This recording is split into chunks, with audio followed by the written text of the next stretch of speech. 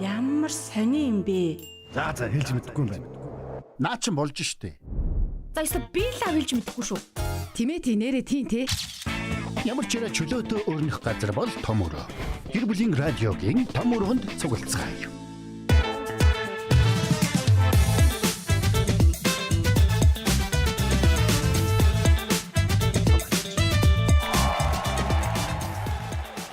Сайн байцгаана уу? Танд энэ өдрийн мэндийг хүргье. Гэр бүлийн радиогийн нэгдүгээр студиэс хөтлөгч Эрка, хөтлөгч Амра, хөтлөгч Баяса, хөтлөгч Цомо, найруулагч Мизүүгийн хамтаар та бүхэндээ том өрөөний өнөөдрийн дугаарыг хүргэхэд бэлэн болсон байна.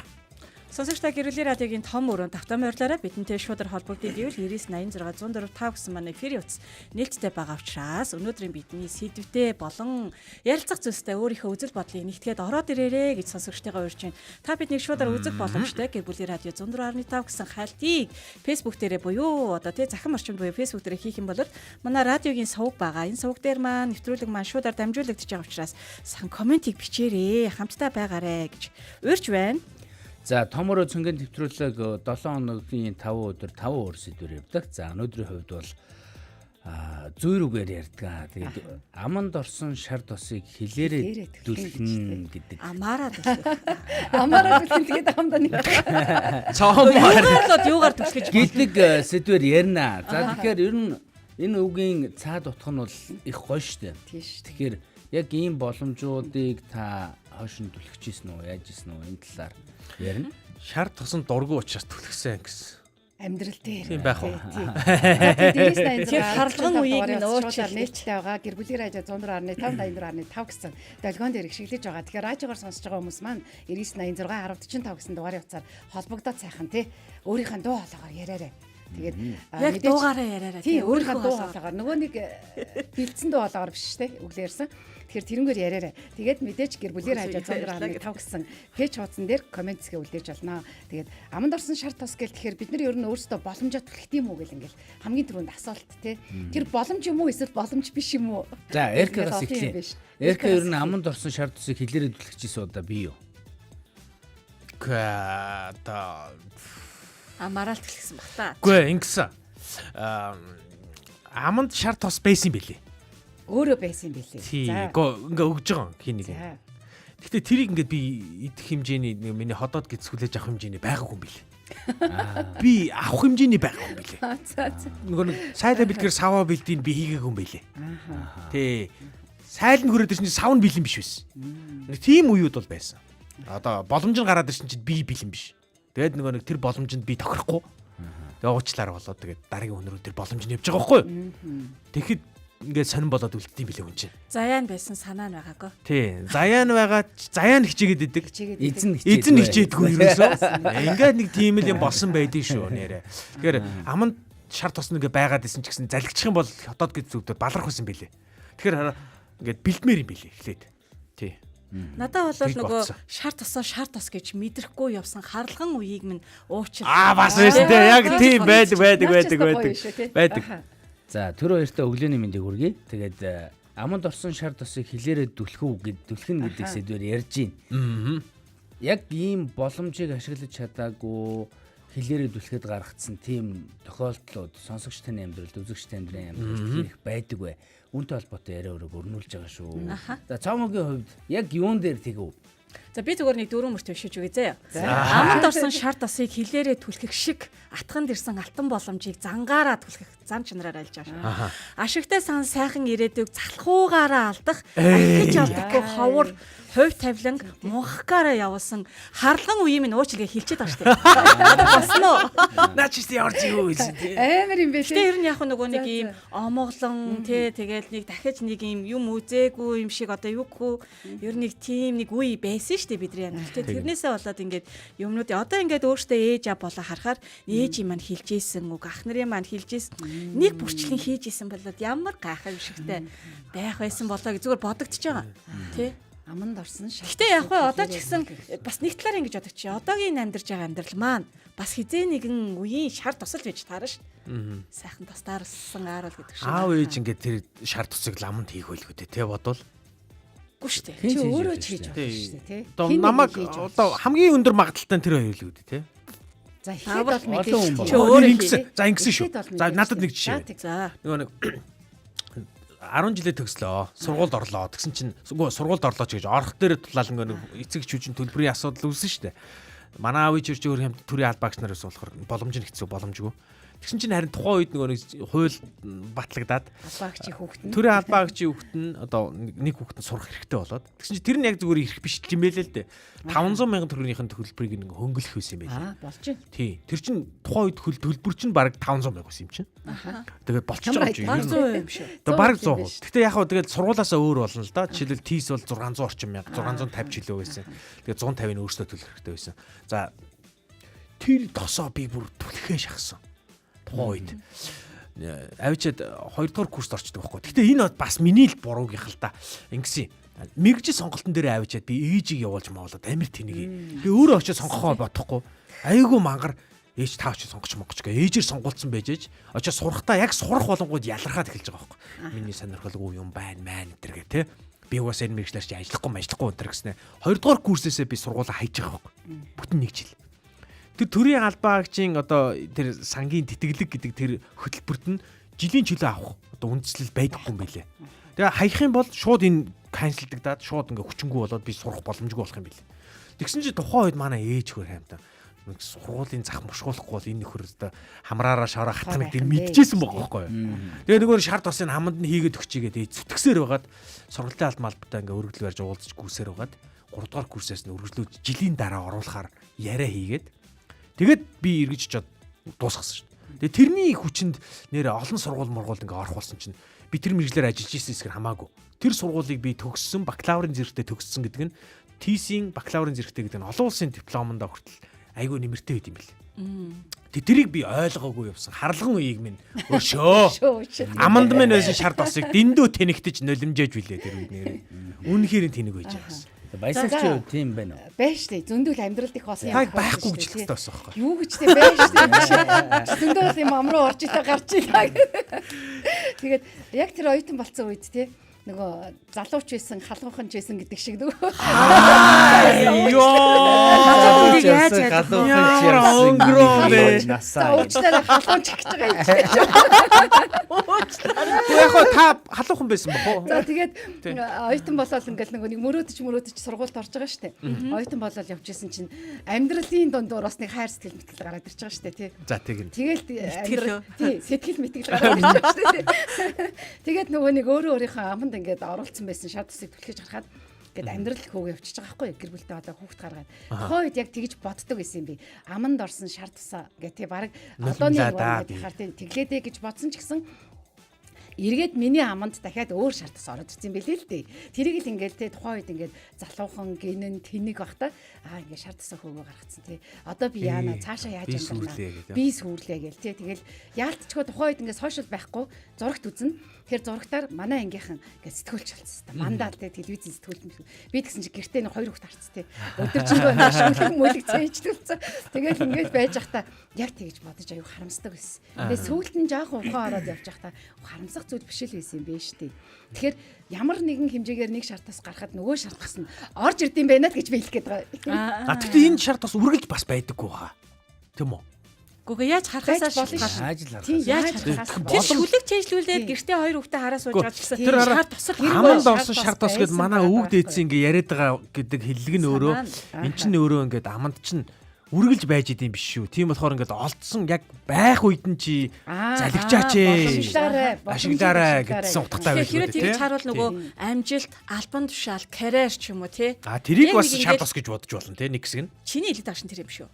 Агаагүй яг. Аманд чи ингээ ороод ирсэн. Одоо байнг үйдэг юм игээд одоо бид нар шар тос гэж хэлж болохгүй болчиход байгаа байхгүй. Аманд бид нар боорцог гэдэн өөр янз бүр юм. Гэхдээ шар тос бол ингээд үе үе. Үгүй ээ. Гэтэ шар тос хурцтай шүү дээ тий. Тэгээ шүү дээ. Дандаа байна. Орж ирсэн шар тосыг бас ингээд харин болохгүй шүү дээ. Биний энэ эхэндээ хэлсэн чи тэр байхгүй. Хурцтахаар үе бол байсан шүү надад. Тэр шар тос зохихгүй тийм үе байсан шүү. За амрагийн хувьд.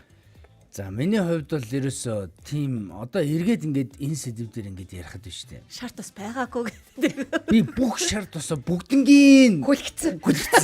Яа. Ой би өөрийнхөө ингээд амьдралыг ингээд эргээ харсан чи би өстэй айгүй тэмцэгч юм аа. За Дэмжигч. тэмцэгч. Бүх боломжоо ашигласан, бүх юмыг л хийсэн байна. Байхгүй боломжийг хүртэл бий болгосон байна. Байхгүй боломжийг хүртэл бий болгосон. Өөрөө шар тусаа хүртэл бүтээсэн байна. Өөрөө олоод халбагдаад амандаа байсан байна тий. Тий. Тэгээд энэ бүх одоо яагаад ингэж хэлж байна гэхээр за хайр дурлалын хувьд ч гэсэн ингээл ярихад би ер нь бол тууштай байхгүй юу? Тууштай. Нөгөө цэнцүрэнгээ 3 дугаар ангиас 10 дугаар анги хүртэл догшиж явсан. Их сургуульд орсон. Их сургуульд орсон чинь мөнх цул гээд нэг хөөх охин гараад ирлээ. Манай ангид. Тэгэхээр манай ихнэр бүгдийг мэднэ. Бүгдийг шагаа илээ. Тэгээд нөгөө мөнх цулынхаа араас бас багангүй лээ. Бас төгслөө гүйсэн. Тэгээд дараад нь 10 онд их нэртэйг очирсан. 9 онд би чинь сургуулиуд төгссөн шүү дээ. Тэгээд одоо их нэртэйгээ ингээд хайр сэтгэлийн хувьд ч гэсэн би ингээд тэмцэгч өөрийн юмдаа одоо өөрийн үнцэнтэй гэсэн юмдаа ингээд явдаг. Эзэн болгоч. За амьдралын хувьд гэдэг юм бол би чинь нөгөө хөдөөний Малтай айлын өвгөд 2000 оны бичэн жилийн зууд 99 оноос 2000 онд шилжих бичэн жилийн зууд амар зууд болсон тий. Манайх бүх малаа хуугаар нь алдсан. За тэгээд аав ээж хоёр наашаа хот руу орж ирэл янз бүрийн ажил хийгээл тэгэл би надад ямар сургуульд сурах одоо төлбөр төлөх ямар шанс байгаагүй. Гэхдээ би нэг төрийн буцалтгүй тусламж штэ. Нэг ядуу. За. Тэрүүгээр хөөцөлж жагаад төсгөлийн ажилтаа сэтгүүлч гэдэг мэрэгчлэр. Чи өөрөө хөөцөлсөн юм уу? Аав хөөцөлтөн мэдээж чи тэгтээ нэлээд аавын хамаатан садны аавын эгчийнх нь нөхөр мобист номын сан чийдэг байсан банзрагч гэдэг. Үнэхээр одоо миний амьдралыг чиглүүлсэн бас чухал хүмүүсийн нэгтэй. Шар тас тавьж гисэн юм байна шүү дээ нэг хүн. Тийм байна. Бусдын шар тасыг хүлгэсэн биз дээ. Тийм байна. За тэгэл ингээл цаашаа явж байна да. Тэгээд ер нь бол одоо эргээд ингээд харахад байна шүү дээ. Надад зуны амралтаар яг ингээд нэг хийцгүүрч гэвтээд 14 хонсон өдрөө товор шүү. Тэрийг тэгчээ энийг ингэчээ гэдэл ийш тийшээ яваал одоо тэгээ ингээ адаглаад нөгөө Солонгос явахаас өксүүлэл ингээл өөрийнхөө амьдралын бүх боломжийг үүсгэхийн тулд те өдөр шөнөгүй ингэж ажилласан байна. Ядарч байна. За. Сая энэ зуныхаа амралтаар хүртэл амралтынхаа хугацаанаас Солонгос явсан шүү. Ядарлаа гэсэн. Амраг ингээ ярьсан чинь би тэгвэл юу яапаар. Би чинь шар тас хүлгэсэн юм байна. Заа. Бүр бусдынхаар би бүр хүлгэсэн юм байна. Намайг баг насанд ахад би түрүү нөгөө Динжимингийн байр ярьжсэн шүү дээ. Том ахмаас хавгуудад тэрийг зарна гэж. Тэр баг нэг уйлралчингаа тэмцсэн баг шүү. Тэгээд ээж зөвшөөрөөд зараад зардгий. Тэгээд зараад энэгээр хэдүүлээс айгүй гоё байраа. Эргэлтийн хөрөнгө те. Тэгээд Динжимингийн одоо нөгөө энэ хойд хэсэгт идэг те. Одоо тэр наранд бол 2 шүү дээ. 2 дээр гараад байр авах га явж хагаад тэгээ манай ээж нөгөө байрныхаа мөнгийг хаяагаад алгуулчихв. Алгуулах. Йоо, чамаг мөнгө алгуулгацсан юм байна гэж бодлоо шүү. 80 байгаад зүгээр. Тэгээ ээж нөгөө ингээд мөнгөө бариад ахтаа ингээд явж хагаад мөнгөө алдсан. Тэгээ манайх гэдэг аль заяа. Зүгээр ингээд ерөөсөө л ингээд алаг нөгөө хөрвөлийн зайд гэдэг шиг шууд ингээд гэр оронгос. Тэгээд таньдаг айл майл ерөөсөө ингээд нөгөө миний ялангуяа тэр бага насны одоо 4-р ангиас 5 6 7 3 жил 4 жил санаад байгаа. Тэр хугацаанд бол ерөөсөө ингээд айлын нөгөө байр ингээд хайгаал тий. Хашаа байвал хашаанд нь гэр бариад ерөөсөө нэг тим амьдрал нэг хэсэг шилцэх байхгүй. Тэгэл ерөөсөө юу ч байхгүй. Тэгээ яг тэр дундаас манай том ах яг амрагийн дүр төрх ингээ харагдаж байгаа байхгүй. Бүр юу ч байхгүйгаас ингээ хөдөлмөрлөөд тарганы арс, булган, малгай тэгэл хэвээр зараагүй юм байхгүй, хийгээгүй юм байхгүй. Бүгдийг хийсэн. Тэгээд үнэхээр амьдралаа ингээ босгосон байхгүй. Тэгээд тэр нөгөө өнцгөр нь харах юм бол бас энэ гэдэгтэй нэг юу ч байхгүйгаас амьдралыг гоё ингээ. Тэгтээ тэнцээ бол шар тус ингээ алдсан юм байна тий. Тэр бас амар шар тус үү тий. Одоо яг хөө тэгээд амьдрал сайжрах байсан биз дээ. Уул нь. Тий, сайжрах гэж явж байгаа. Тэр үеийн улгаан малгаж таа. Йоо. Олсон уу? Бүр юу ч болов. Олдоогүй бах та. Олдоогүй. Тийм байна. Ямар амар юм бэ? Амар тий. Тийм байна. Тэгээд би зүгээр боддог байхгүй. Хэрвээ 2000 оны битэн жилийн зууд болоог бол би өдөд магадгүй малчаа явж байгаа шүү. Нэг морь үйцсэн. Адуун дуртай юм чинь адуугаа өгөөл явж байгаа. Бас тийм шүү нэ. Тийм шүү. Тэгээгүй байсан бол би өдөд эн чинь ингээ байж ахгүй байхгүй. Тэгэхээр нөгөө олон гэр бүлүүдийн эвлэг шалтгаан бас хайж олоод өгөхгүй байх гэсэн. Амьдралд гарч ирсэн одоо өнгөрсөнд болсон зүйлүүд дээр яг харамсдаг зүйлүүд нь юу гэдгээр их сургуулийн тэр 4 жил ер нь жоохон харамсдаг л да. Өөрийнхөө эрүүл мэндээр маш их тоглосон. Нөгөө нэг тэр үед чинь оюутнууд яаж шоуддаг байлаа. Шал дэмий хийсэн. Тэр замаар нэлээд их явсан. Тэрэндээ жоо харамсдаг. Одоо эргээ ботход тэр ууж исэн үеүүдтэй. Бусдаараа бол одоо ингээд эргээд харахад би бол ингээд бүх боломж ашигласан юм байна л гэж харж байгаа. Гэхдээ энэ амьдралын минь одоо энэ гişгэрүүд нь штэ. Юм алдж байгаа, ийшээ ирж байгаа. За тэгэл энэ бүх нөхцөл байдлуудыг эргээд харахад дараагийн амьдралын маань одоо давхар баригдахад те илүү их одоо ивэс болж өгсөн юм болов уу гэж эргээд харж байгаа байхгүй. Одоо жишээлбэл мэрэгжил дээр хүртэл тийм. Би чинь жүжигчин болох сонирхолтой байсан шүү дээ. Баянгар аймгийн хүүхдийн Тэмүүжин гэдэг театр байдаг. Тэрний драма ангид явдаг байсан байхгүй. Одоо яг бидний үеийн хүүхдүүд гэвэл фантастикийн ганчуу штэ. Ганчуу дээр чинь хамт нэг ангид явдаг байсан. Одоо Батулга гэдэг дүү байна. Одоо Тамара Ягана гэдэг байна. Насан буян байна. Номин гэдэг байна. Бид чинь Баянгарын нөгөө Тэмүүжин театрт явдаг байсан байхгүй. Тэгээ одоо тэнцэнээсээ эхлүүлээ би нэг бол дуучин болно, нэг бол жүжигчин болно гэж боддог байсан. За 2004 оны шүү дээ. 2004 оны улсын хурлын сонгуул болдог байхгүй. Тэр үед Зандан Шатар анх удаа Баянгороос их хурл твшижсэн. За сурчлаганд нь галсангуй явж исэн. Тэгээ галсангуй ч нөгөө шүлэгний яруу найраг өчтдөг шүү дээ. Тэгээ би тухайн үед нөгөө сонгуулийн сурчлагаагаа игээ сургууль дээр ирсэн байгаа шүү дээ. Тэгээ тухайн үед нь тэгжсэн. За ингээ асуух юм байна уу гэдэгт нь би нэг чулуу гэдэг шүлгээ уншиж өгөөд асуух юм алгаа таныг нэг яруу найрагч болохоор энэ шүлэг маань ямар болсон байна гэд чулуугийн шүлгээ уншиж өгөхгүй юу. За тэгсэн чинь галсангуй чи өстө үнэхээр ирээдүйтэй хөөхт байна. Бити конкурс дээр хотод ирээд хүссэн сургуультаа ороорой гэсэн бохоггүй юу. Тэгээ би яасан гэхээр конкурстгүйгээр хотод очиод хүссэн сургуультаа орно гэд хүрээд ирж байгаа юм. За гисэн чинь нээштэй яасан гэхээр намар нь хүрээд ирж байгаа тэгсэн чинь чи хэм блэ? Тандгүй. Тандгүй. Бүр гол харалтлаа авч байгаа. Тэгээд нөгөө учир байдлаа сонгуул ийсэн шүү дээ. Учир байдлаа хэлж байгаа байхгүй юу? Ингээд сургууль дээр очисон би тань чулуу гэж шүлэг гэжсэн. Чинь та надад ингээд хотод очиод хүссэн сургуультаа ороорой гэсэн. Би одоо сөйс дормоор байна. Тэгж хэлмээр байгаа байхгүй юу? Тэгсэн чинь энэ 100 айлд байсан хэл иргэншлийн дэд сургууль гэдэг байсан юм да монгол хэлний. За. Тийм байсан. Тэрэнд ороо. Гэхдээ тухайн сургууль нөгөө магадлал итгэмжлэгдэг байсан. Би чинь төлбөр ямарч боломжгүй. Тэгэхээр нөгөө юу яах? Сурах боломжгүй болчоод. Тэгээд нэг жил хайлаастад 7 буудал хайлааст хоёрт одоо нөгөө зах дээр хойшуур зарж явсан. Хойшуур зараад ихч маань нөгөө ахын маань ихнэр юу яадаг байсан. Зах дээр нөгөө хойшуур будаатай ураг нөгөө тэр төвчөө яваад байдаг шүү дээ. Тэгээд тэрэнд нь цуг явдаг байсан. Нөгөө хайлаастын микр 7 буудлын микр цугаал нөгөө хоолоо тэр нуглаанд нь ингээл хийгээл те. Тэгэл явж явах чинь нөгөө үеийн хүүхдүүд тэрүүгээр явж гинаа. Айгу ичмээр те. Тэгээд тэр үеийн хүүхдүүд чинь ингээл явж ингээд харагдсан шүү дээ. Нөгөө аймгийн ингээл тэнгүүт шууд лангууны ороор ногтчих юм. Йой. Нэг сүрхий те. Үеийнхэндээ томрол би бол ингээ хүссэн мэрэгчлэрээ хотод очиод ингээ сурчна. Тий, конкурсдах шаардлагагүй мардахгүй гэдсэн чинь нөгөө байгаа гэж зах дээр хойшуул зарцсан, будаатай орго зарцсан ингээ явж байгаа айгүй тийм байгаа байхгүй. Тэгээ нэг жил өнжөөд тэгээ мобист конкурстэд тэгээ сэтгүүлчээр орсон. Тэгээ тухайн үед ах бол чи бичтiin чинь сэтгүүлч болсон дээрээ. Энэ чиний суур мэрэгжил чинь байх. Ах бол шарт тасыг болсон нэ. Ятгаад тэгээд сэтгүүлчийн ангид орхолсон байхгүй.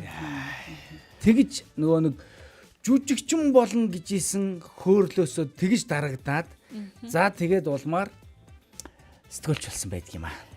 Бусдын амьдралдаа шарт тассан. Би нөгөө яг эхлэгт нь хэлжсэн юм бодогдоод байна л да. Нөгөө боломж гарч ирэх үед нөгөө ашиглана гэдэг чинь өөрөө бас чадвартай холбоотой шүү дээ. Нөгөө ходоод маань ингээд тэр шар тасыг хүлээж авах чадамжгүй байвал шар тасгүүд нэмэргүй шүү дээ.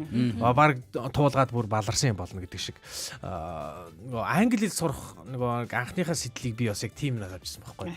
Хэлгүүгээс болоод ингээд амар олон юмд ингээд үлдчихтий. Ингээд 90 тойрны минь за одоо ингээд ранклахын цаашаа юм тий. Одоо юу гэдэг би дээр нь байсан тэр доор нь байсан гэх наашаа. Гэхдээ ер нь зүгээр нэг ийм эргэн тойрны юм хүмүүсээс ингээд хилтээнүүд нь илүү боломжийг эдлээд ингээд яваад байгааг ингээд анзаарж байгаа. Хилтэй бол хөлтэй. Тий.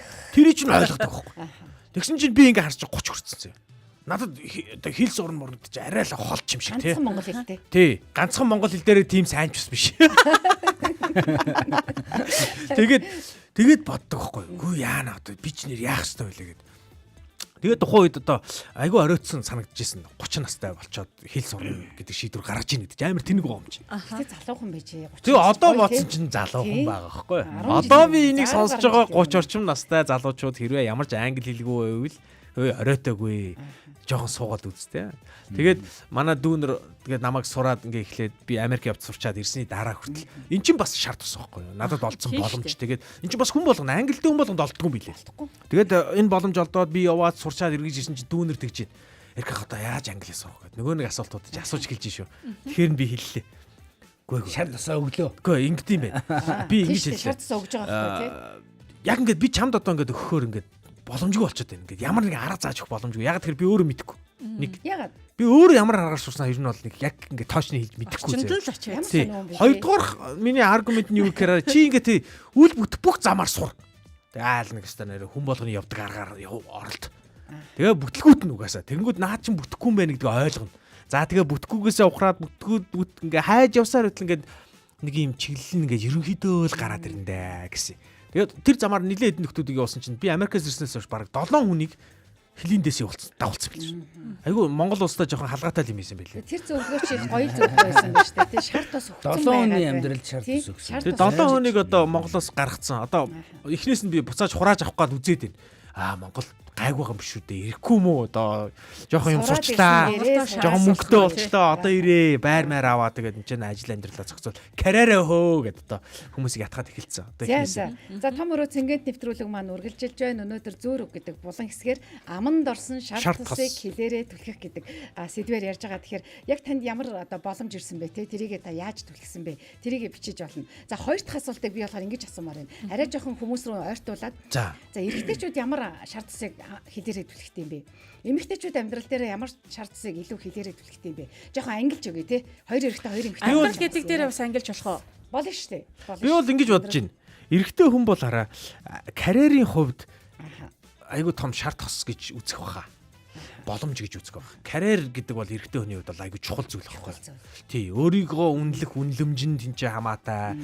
За тэгэл цаашаа орон гэрээ авч явах мох гэдэг маш олон юм нь ингээд карьертэй холбоотой байна. Тийм учраас карьер гэдэг бол эрчүүдийн хувьд бас банк байдаг, бэлэн байж идэг юм биш. Ингээд үе олддог бас боломжууд бас байдаг байх гэж би бодоод байгаа. Радио жишээл миний юм шарт усахгүй. Яг тэгэхээр би радиогийн ямар ч радиогийн хүн биш. Одоо жишээлбэл манай амраа бол сэтгүүлч байна. За та хоёр бол одоо ингээд гэр бүл судлаач, сэтгэл судлаач, та бас сэтгүүлч шүү дээ. Ингээд одоо нааша ер нь бол чиглэх нь ингээд баг ингээд тодорхой байгаа тоххой. Тэгэхэд би ингээд зөнгөртөө шал өөр юм хийсэн. Тэгсэн чинь нэг өдөр сайнаах залгаад чи радиогийн хүн ер нь сонирхож үзсэн үү гэдэг. Радиогийн хүн болох уу гэдэг. Яагаад гэсэн чинь их ярьдаг болохоор гинэ. Их ярьдаг болохоор за. Тэгэхээр би үгүй яах вэ тгий гэж бодоод үзсэн чинь тэр ажил нь ямар ажил байсан гэхээр хараа хөтлөгчийн ажил зэн. Хөтлөгчийн ажил чи их ярьдаг юм байл шүү дээ. Нөгөө зочинтой суугаад би ингээд зочноо яриулна. Тэр чинь ямар хэцүү байсан юм бэ? Өөрөө ярихгүй юу? Өөрөө ярихгүй. Гэхдээ хүнээс юм асуучаад нөгөө хүн ярьж өгдөг бай. Би өөрөө. Чи одоо өөрөө ярьдаг болсон тийм. Одоо би яг одоо наадчих жоохгүй. Би нөгөө зочин яриулдаг нөгөө нэг радиогийн нэвтрүүлгээс өөрөө ярьдаг радиогийн нэвтрүүлэг рүү ороод ирсэн чинь би ингээд заах суснаа жаргалтай гэдэг. Өнгөрсөн жилээ Элкагийн бүр нэг хигдээцмээр юу ярих уу? Амраа. Яаж байгаа? Чочин өрцөн байгаа байхгүй. Тэгсэн нөгөө тэгсэн ш нэрээ. Чи чин дэлгэр ма те гэж. Ойлгож байна уу? Юу юм? Зочноо би тэгж шүү. Өөдөөс нь асууж байгаа нэр нэрнэ. Тааг марцсан. Одоо ингээд зочин мочноо мэдсэн байх шүү дээ. Яасан чи өөдөөс нь араас болсон. Чи чин дэлгэр ма те. Чи юм ихтэй те гэх нь хоолой ярьж байгаа. Ээжээсээ төрлөө. Тий. Одоо яг мэрэгжлийн сэтгүүлчид намайг ингээд сонсох юм бол ер нь гэх юм их гарнаа тэгээд тэгтэл гоё идэг гэсэн. За миний хувьд бол энэ юм болов. Карьер гэж бодож байна. Сайхнаж чулан хөвдсөн байна. Шарт бас тэнцөө боломж юм аа. Хүн боломжийг бүтээдгүү ихэнх тохиолдолд боломжийг яагаад түлхчихсэн байна вэ? Түлхэж байна гэж. Түлхчихэд байна вэ гэж. боломжийг бас бүтээж бас болох байхаа. Тий одоо амраагаас ингээ харахаар амраагийн мэдээж аав нь бүтээгээд тий өгсөн ч гэсэн өөрөө бас бүтээж байгаа. Одоо бид өөрийн дөрүүлэнгийнх нь кейс тийм л байгаа шүү дээ. Байгаа. Ер нь хідэн шар тосон ингээд Өөрөө олдоод бас, тий, яг үнэ. хэдийн өөрөө бүтээд юм болоо ер нь. Тэгээ тэр шар тосон дээр бас ингээ хүмүүс айгүй нэмэрлэлт юм байна. Одоо жишээлхэд би бол ингээд 5 жил гэртээ хүүхдээ харц суучаад нөгөө нэг сургууль сурах боломжоо түлхсэн шүү дээ хэлээрээ. Тэгээд би 5 жил гэртээ 2 охин харсан байхгүй. Тэгээд буцаад сургуульд ороход миний одоо тэр боломжийг түлхсэн хүмүүс одоо юу гэдгийг тийм манай сургуулийн менежер багш байсан тий. Очингууд намайг таньсан байхгүй 5 жилийн дараа. Би ингээд бичиг баримтаа авах гээд айгүй ихтгэл муутайхан шиг хаалгын тогшоо тий. Орох уу багшаа гэдгсэн чинь гээд нүрээ ингээд хавуулсан чинь хөөе баясаа чи чинь 5 жил хаагур юу гэдээ явж байгаа ороод тэр сургуульдаа сур. Шууд би бичиг баримтаа авъя гэж аач гэж дуурч чадаагүй. Шууд сур. Шууд сур. Чи сур. Би ингээд нэг сайн оюутнаа алдчихад хаана юу гэж яваалаа гэж зөндөө бодсон бид нар ярьдаг байсан гэсэн байхгүй. Тэнгүү тэр багш надад сэтэл өгөөд боломж өгч штэ. Боломж өгсөн байгаа байхгүй. Тэгээд за би ингээд гараад гээд дүүтэйгээ хамт явж исэн. Дүүтэй исэн чинь сур. Би ингээд эргэлзэж байгаа шүү дээ. Чадах болов чадахгүй болов нэг гэрийн тий ээж хэлсэн. Тэгэхэд манайд бас сур гэсэн. Тэгээд за одоо төлбөрнө гэдгсэн чинь манай нөхөр төлөе. Тэгэхээр ингээд миний одоо тэр шар тоснууд дээр хүмүүс ингээд нэмж өгсөн байгаа даахгүй. Тэгээд би тэрэнд ингээд сэдэгдээд тэр боломжийг ингээд эн чинь боломж юм байна гэдгийг ингээд харуулсан байна тийм байна. Тэгээд 5 жилийн дараа Көгшин оюутан орж илаа. Тийм байна. 25 таа гэхдээ 25 таа Көгшин гэдэг байгаа шүү дээ. Гэхдээ яг нөгөө оюутнуудынхаа дунд оюутнууд дунд ингээд 3 дугаар курсд ороход чинь ингээд нэг 18-аас 20 таа хүүхдүүд байгаа. Тийм. Гэхдээ азар манай ингээд надаас Көгшин оюутнууд байдаг байсан. Сэтгүүлчийн анги нэрээ бас өрмөц үж магадгүй. Өөр тий 20 таа, 25 таа, 27 таа гэл ингээд оюутнууд байдаг. Тийм баг тийм. Тэгээд чинь ороод тавхаа бэлтсэн. Бачны минь зэ маань боломжоор өөрийгөө олж авдаг гинэ. Би энэ холбоотой бас нэг кейсээ ярихад яг нөгөө бидний үед чинь нөгөө конкурс хийсэн шүү дээ. Сууж исэн чинь Улаанбаатар сургуулийн Намжил агшийн ангийн одоо ингээд танилцуул горч ирдэг байхгүй гэр бүл судлалын анги. Тэгээ нөгөө хажуудлынхаа нэг охинтой цог ингээд ширэн цадагс золоогоо нутраад гэр бүл судлал гинэ хөөди үнсэлцгийг заах юм бах та гэд инээдэг байхгүй. Тэгээд ямар балаа гэх нөгөө чи тугаач чи өвчтэй чи багш сонслоо шүү дээ. Тэгээд нөгөөдгийн танилцуулга нь байгаа юм чи ер нь яа тийм сонирхъя гэл тэгэл сонирхож очивол тэгээ харсан чи нэг дээр нэмэх солонгос хэлний орчуулагч гэр бүл судлалын анги гэл аюугай танилцуулга байсан. Тэгэхээр шалгалтын өгчлөө тэнцчлээ орчлоо 9 сарын 1-нд дүү зоглоо чи явж идэм да. Хоёр инээлдээдсэн хоёр гар. Би тэгээ дагбалаадсан байхгүй ямар балаа ингэ тэг үнсэлцгийг заах юм бах та гэдгсэн. Золоо ирэл хүүе найзаа сайн уу сайн за юунд орсон юм дэтиг сони тий. Сургууль дээр чинь тий танилцуулга хийхгүй байх. Хийгээг бол ч сонирхгүй очихгүй шүү дээ тий. Мэдээж хөл яваа. Тэгээ бүр тэр нөгөө юуг айгу онцорч танилцсан байхгүй. Тэгэл золоо найснастаа орсон бастай чи юуны ангид орсон солонгос хэл чи юуны ангид орсон гэдэг. Орсон гэл тэгээд хийдтэй. Гэсэн чи ста гажигтай ийм ингэж ороод автаа яа. Тэгээд болон би яаж нөгөө өөрийгөө олж авсан гэхээр уучраач болохгүй тий. Сурж агаад гэр бүл судлалч юм биш дээ гэд. Айгуу таалагдсан. Тэгээ өөрийгөө ер нь энэ чинь өстой яг л миний анги байсан байна. Яг өөрийнхөө хэлээр орж ирээгүй байсан бол тэрийг тэгж онцорч танилцуулаагүй байсан бол тий. Тийм бай. Одоо зүгээр нөгөө бусад мэрэгжлийн хүмүүст би санал болгодог байхгүй. Гэр бүл судлал социологоор ингээд зүгээр сураад үзье. Яг ядаж байна штэ. Тэр мэрэгжлэрээ ажиллаад овоогоод оцоогоод ингээд явдггүй маа гэхэд те карьер хөгөөд явдггүй маа гэхэд та сайн аав болно. Та сайн ээж болох гэх. Та сайн хань байна. Ухаас Энэ бүхнийг л та тэнцэнээс олж авдаг байхгүй. Yes. Магадгүй би байна штэ. Би бас боддог байхгүй. Тэр чиглэлээр би сураагүй байсан бол би ч айлын ганц адаар ааштай тий. За ирэх мэрх бол биш ээ. Би бол багасаа тийм байгаа. Айлын ганц гэхэр шууд ирэхэд бодогдоод их юм. Адаар ааштай гинэ их чи. Тийм юм бохгүй. Гэтэл тэр мэрэгжил бол намайг за дээрэс нь ихтгэл үнэмшил бол намайг бол ингээд бүр ингээд эргүүлээ хийсэн. Шинэ үнийг бүр ингээд ийм л хүн шүүчээ гэх. Тэгээ өөрийгөө олно гэдэг чинь ямар сайхан юм бэ гэдгийг мэдэрж байгаа байхгүй. Өөрийгөө олно гэдэг чинь би чинь сэтгэл зүйн хувьд ийм байна. Надад ийм гэмтэл байд юм байна. Би харилцаан дээр ингэх ёстой байна. Миний зан чанар ийм юм байна. Гэр бүл гэдэг чинь ийм байна штэ.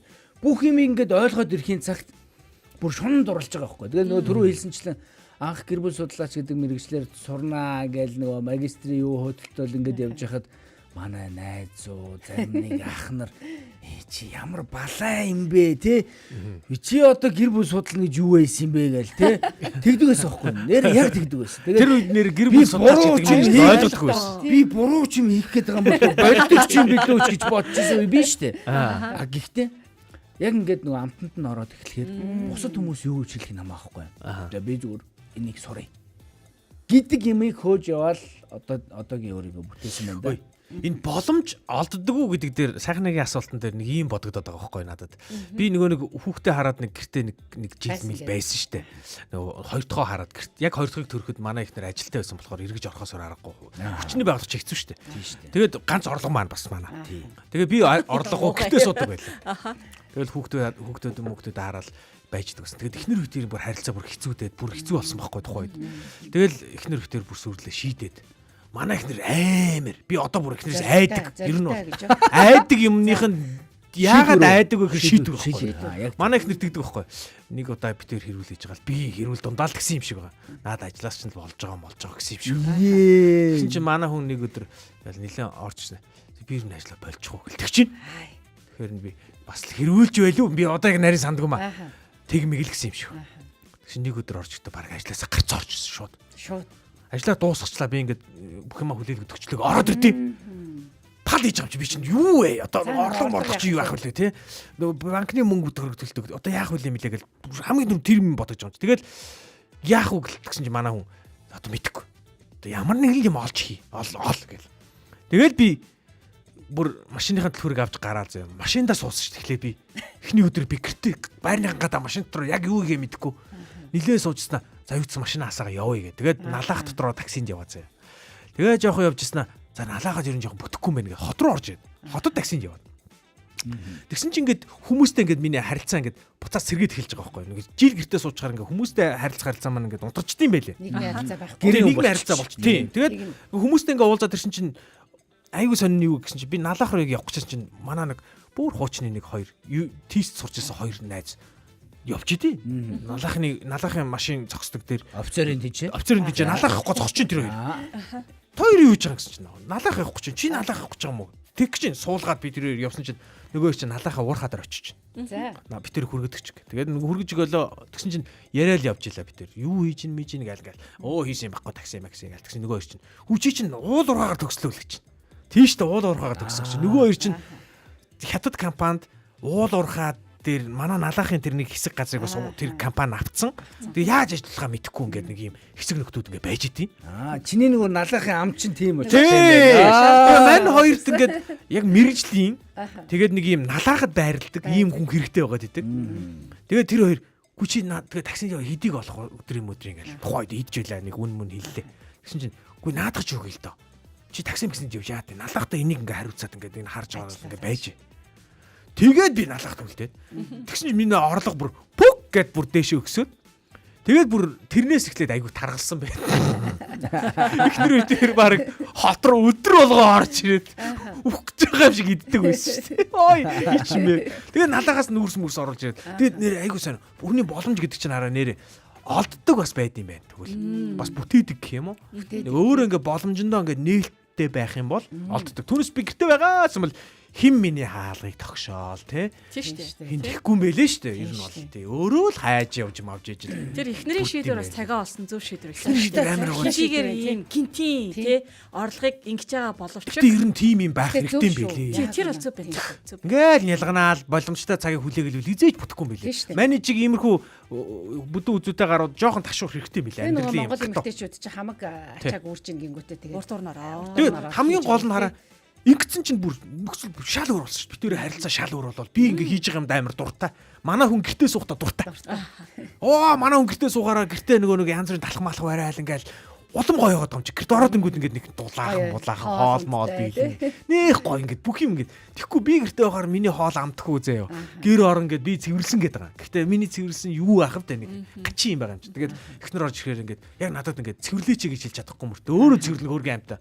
Тэгэл юм гоё болт юм байл шүү. Тэгээ боломж гэдэг чинь бас нэр. Боломж гэдэг болом юм да.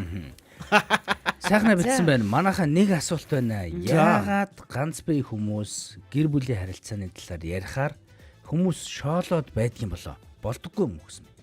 болно шүү дээ. Гэхдээ яг нэг гэр бүлийн харилцаанд нэг юм айгу хэцүү л байдаг л байгаа л та тий. Нэг юм дээшээ доошоо юмуд их байдаг учраас тэр хүн яаж судлаад нэмэргүүл гэж хэлэх гээд байгаа юм биш үү? Өөрөө дотор нь орж ижил юм болов яадаг юм бол тий. Дотор нь орж ижил тэр гэр бүлийн амьдралыг ойлгодог болох хаа. Тий, одоо зүгээр энэчнээс ургуулад ярихад ийм байгаа байхгүй. Гэр бүл бол хүний амьдралдаа зохиож болох хамгийн үнэтэй, хамгийн нандин, хамгийн эрхэм, хамгийн чухал боломж. За гэтэл нь штэ. Одоо ганц биеүүдийг ингээ харахад одоо нийгмээр явж байгаа энэ нэг кейс, инэрлийн кейс байна. Энэний эднэрийн одоо насны төлөөлөл өнтер гэж ярих юм бол эднэр чинь нөгөө жинзээ үеийн штэ. Тэгэхээр нөгөө ганц бие байхдаа гэр бүл болох энэ нөхцөл байдалд илүү их өөрийгөө бэлтгэн гэдэг чинь өөрөө их чухлаа. Тийм учраас нөгөө гэр бүл болцсон хүмүүс ганц бие хүмүүсийн яриаг сонсохоор магадгүй зарим талдаа инээд хөрөх шиг тиймэрхүү мэдрэмжүүд төрдөг. Нөгөө бяруу болоогүй жиж бухын баасаар баан гихчээр яг бодит амьдрал дээр очиод нөгөө хүний асуудалтай амьдралын зөрчилтэй харилцааны нөхцөл байдалтай нүүр тулаагүй учраас магадгүй зарим тохиолдолд шоолдог. Болов. Тийм нөгөө нөхөрч болоогүй аавда авгаа авахыг заана гэж тийм. Тэгэхээр энэ нөхцөл байдлуудыг бас өртсөн хүлээлт гэдэг подкастыг удахгүй бас эхлүүлнэ. Жинзээ үеийнхэндээ зориулсан гэр бүлийнхаа суурийг зөв тавиад өөрийгөө бэлдэх яг энэ гэрлэлтээс яг юу хүлээдэг юм те? Яг энэ хүлээлт гэдэг подкастыг орой 19 цагаас бас эхлүүлнэ шүү. Тэгээд энэ подкастыг бас ойрхон байгаа. Ганц бие хүмүүс маань тий ганц бие хүмүүс маань бас сонсоод аваарай. Тэгээд сайхан боломж шүү дээ. Сайхан ганц бие юм уу? Ганц биш дээ. Манай сайхнаач ганц бие. Хамгийн гол манай сайхнаач лектор байхгүй юу? Тэгэхээр ингээд зарим тохиолдолд иймэрхүү юмыг ярихаас өөр аргагүй л дээ. Лектор учраас тэгдэм байх тий. Ярихаас өөр аргагүй болно юм зүйл. Ганц бие юм биш гэр бүлийн талаар ярьж. Тий, тэх нь байна шүү. Тэгвэл хүлээлт подкастын нэг дугаарт сайхнаг бас урин шүү тий. Сайхнаас орж ирээд сайхан ярьж болно шүү тий. За ингээд өнөөдөр бид бас нэлээд сонирхолтой сэдвээр ярьлаа. Амандаа орсон шар тосыг хэлээрээ төлөвсөн тохиолдол бидэнд байна уугүй юу те. Ер нь шар тос юуны тухай яриад байгаа юм гэхээр боломжийн тухай яриад байгаа юм байна. Тэгэхээр бидний амьдралд их сонир боломжууд байсан юм байна. Боломжийг хүн бүтээд юм байна. Боломж ирд юм байна. Боломжид бэлэн байх хэрэгтэй байд юм байна. Гэх мэтчлэн олон зүйлийн тухай ярьлаа. Төгсгөлд нэг зүйлийг ярихад ер нь нөгөө шар тос юм шиг хэрнээ шар тос биш тиймэрхүү боломжуудыг ашиглаарай гэж хэлээ. Тийм юм байх тийм боломжууд байна шүү дээ. Таныг ирээдүйд дээш нь өргөж байгаа юм. Тухайн үед дээш нь өргөж байгаа юм шиг хэрнээ ирээдүйд ингээд уруудуулдаг. Таны нийт хүнд бүх зүйлийг унгад юм шүү. Тэгэхээр буруу боломжийг биш зөв боломжийг ашиглаж өөрийнхөө амьдралыг аз жаргалтай сайн сайхнаар хэлбэржүүлээрэ. Тэгээд том өрөөнд өнөөдөр ярьсан сэдвийг та ч гэсэн магадгүй гэр бүлээрээ, найс нөхдүүдээрээ өөрийнхөө хүрээнд байдаг дотны хүмүүстэйгээ ярьж том өрөөндөө аманд орсон шар тосыг нэрэн хилээрээ дүлгсэн тийм тохиолдол байна уу гэд гэртээ нэг сайхан яриад үзээрэй. Өнөөдрийн том өрөөг гэр бүлийн радиогийн сэтгүүлч гэр бүл судлаач Амар Санаа, сэтгэл зүйч сэтгүүлч Баясгалан, хөтлөгч гэр бүл судлаач Инх Цолмон, за мөн хөтлөгч Эрка найруулагч Мизүгийн хамдаар хүргэлээ. Тэгээд дараагийн 8866 15 дугаар явцаар холбогдоорой. Баяртай.